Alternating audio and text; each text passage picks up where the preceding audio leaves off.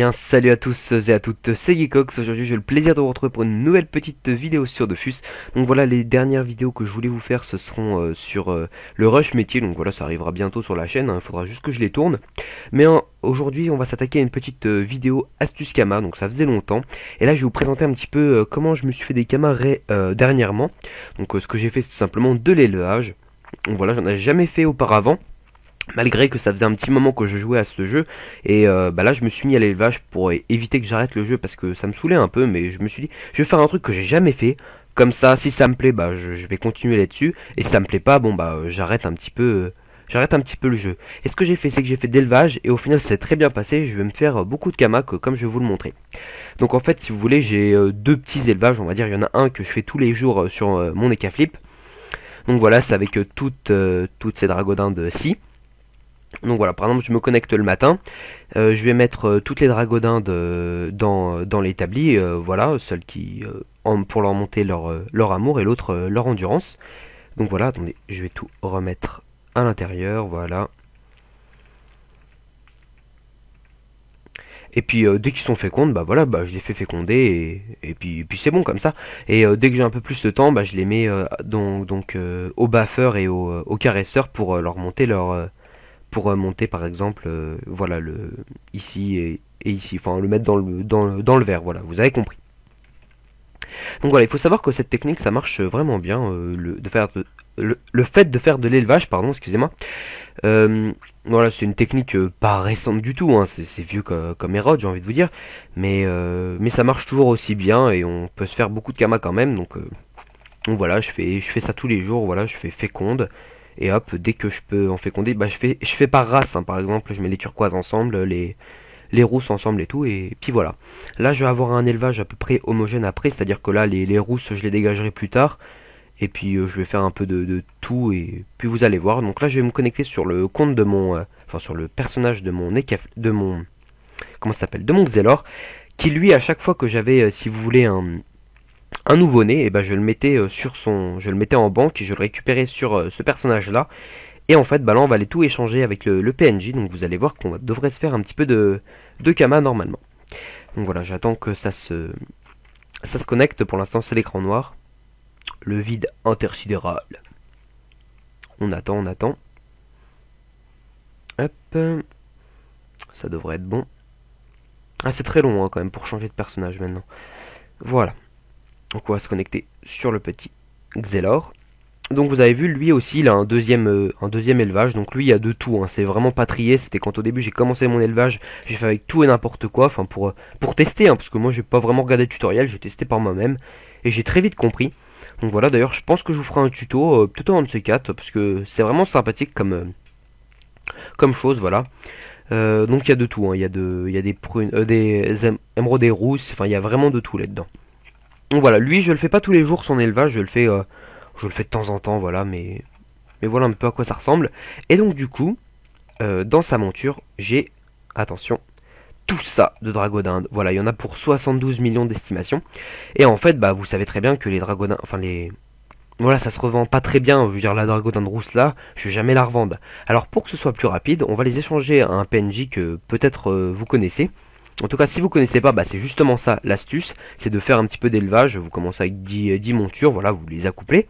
Et ensuite, quand vous en avez assez, ou même quand vous avez un nouveau-né, vous allez l'échanger à ce PNJ. Donc là, on va aller au zap, parce que j'ai pas de potion sur ce personnage-là, hein, j'ai complètement zappé. On va aller au zap là, et on va... attendez. Le château d'Amakna. Voilà, donc c'est le zap 3,-5. Ensuite, vous allez à la milice, donc... non, pas à la milice, au château, je crois.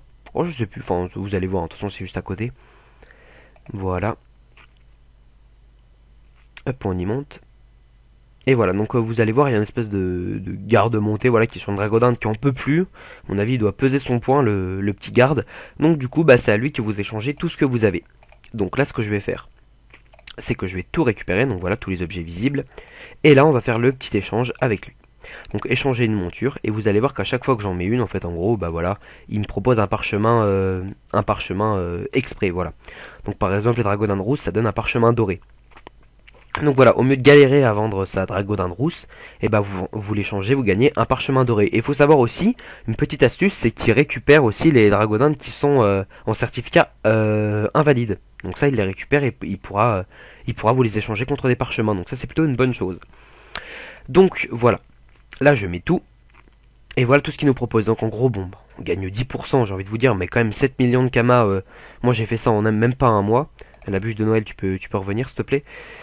Ouais, je vais juste rééchanger pour être sûr que j'ai rien mis d'autre. Donc on va mettre, hop, certificat de monture. On va juste mettre ça, comme ça il n'y a pas de souci, on se trompe pas. Voilà, sinon j'aurais donné les deux trucs là, mais bref, c'est pas grave. Donc voilà tout ce que vous avez. Je dis pas, hein, ça va peut-être partir en un peu de temps, mais bon, c'est sûr que comparé à toutes les dragodindes que j'ai là, hein, je dois en avoir quand même une paire, hein, j'ai pas compté combien j'en ai, mais je dois en avoir quand même une sacrée paire.